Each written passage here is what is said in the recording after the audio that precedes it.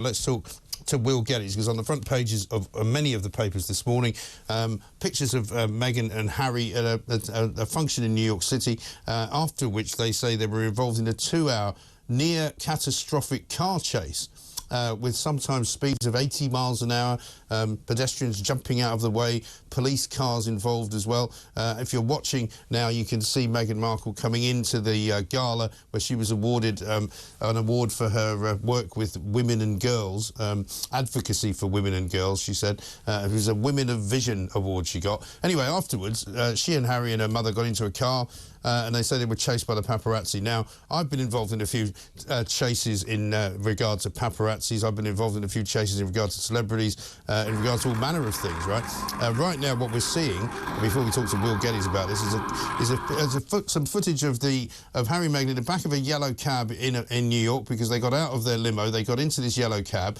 They say they were involved in a high-speed chase. At the moment, the cab is actually stationary, and you can see some photographers taking pictures of them inside the cab, which is entirely normal in the United States of America.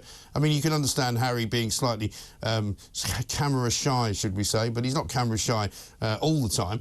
He's camera shy in this particular instance. We're told they didn't want anyone to know where they were staying, and so they didn't want anyone to follow them. What you can see now is the security guard getting into the other side of the taxi, where the driver is on the right where you're looking, and he's on the left. They get in, the car then drives away. Behind them are two NYPD police cars, which don't actually follow the taxi, because the taxi goes straight on and the NYPD cars turn right. Now, both NYPD people and the mayor of New York have basically said that they do not recognise the description of this as a near-catastrophic incident. So I'm going to call it a not catastrophic incident. Will Geddes is here, security expert, of course, a friend of the station. Will, a very good morning to you.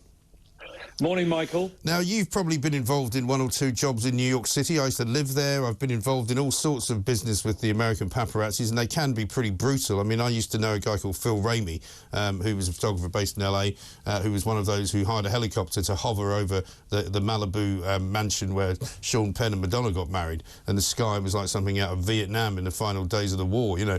But this is not a chase, right? You can't do 80 miles an hour in Manhattan. You can't chase people at high speed in the city of New York. The police say it didn't happen. Basically, the mayor says it didn't happen. What's going on? Well, Michael, my guess is as good as yours. I have to say, the way they've described this, I've had less eventful drives through Baghdad. Yeah. Manhattan, you and I both know, is gridlocked at the best of times. Trying to drive through the city is always going to be a challenge. To me, and with the more detail that is coming out, Mike, my personal feeling is the security team aren't necessarily at fault here. I think it could be their principals that have directed them to try and draw as much attention as possible.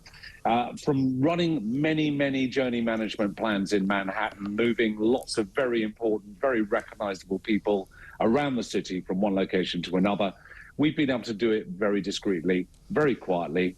And where there is paparazzi, well, you have to play the game to a certain extent. The paparazzi are there to make a buck, to fill those much-needed pages in the tabloids and the Mail Online and various other propagators of celebrity news, and you have to give them what they want.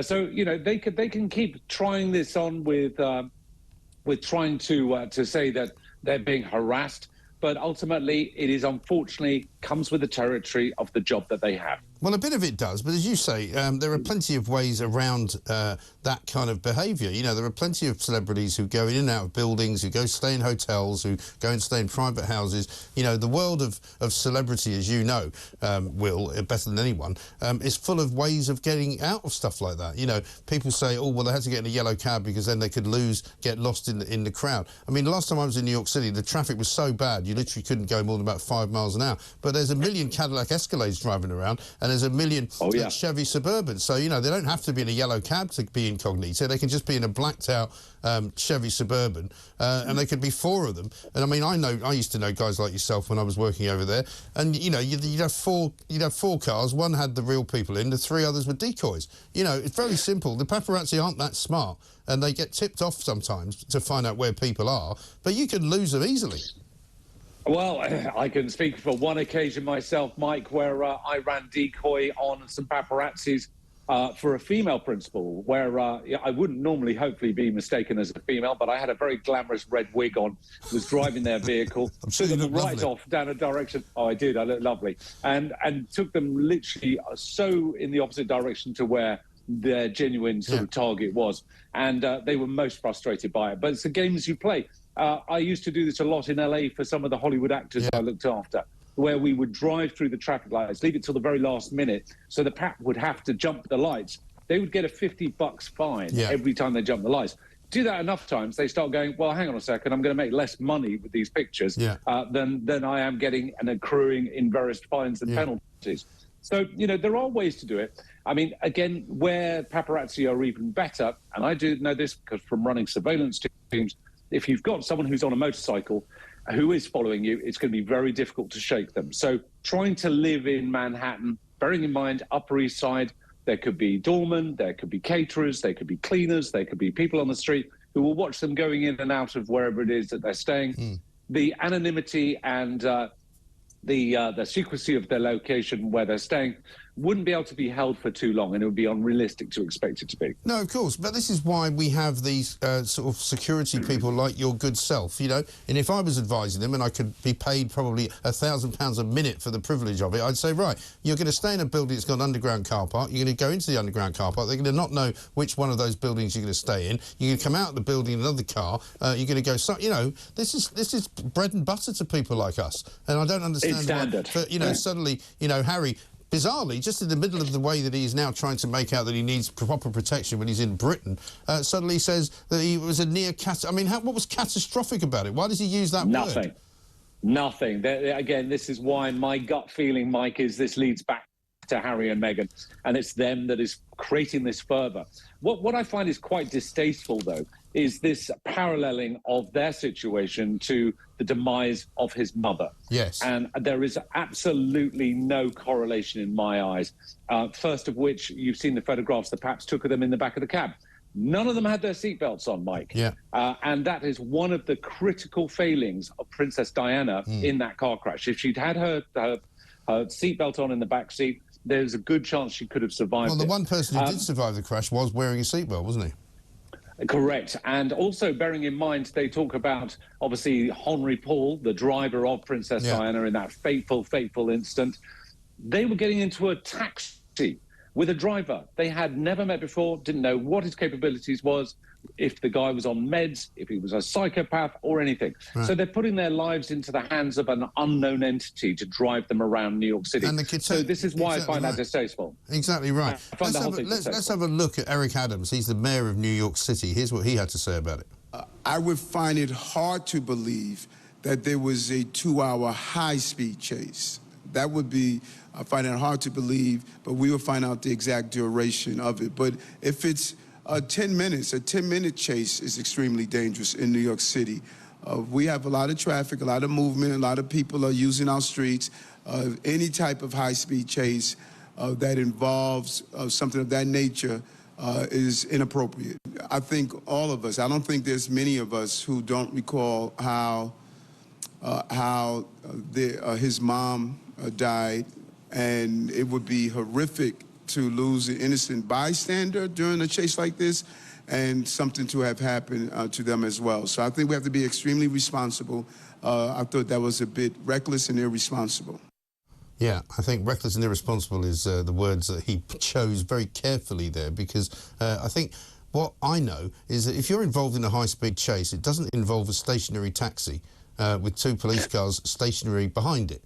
And then when the taxi pulls away, the 2 police cars actually go in a separate direction, indicating that there's no worries about who's behind them.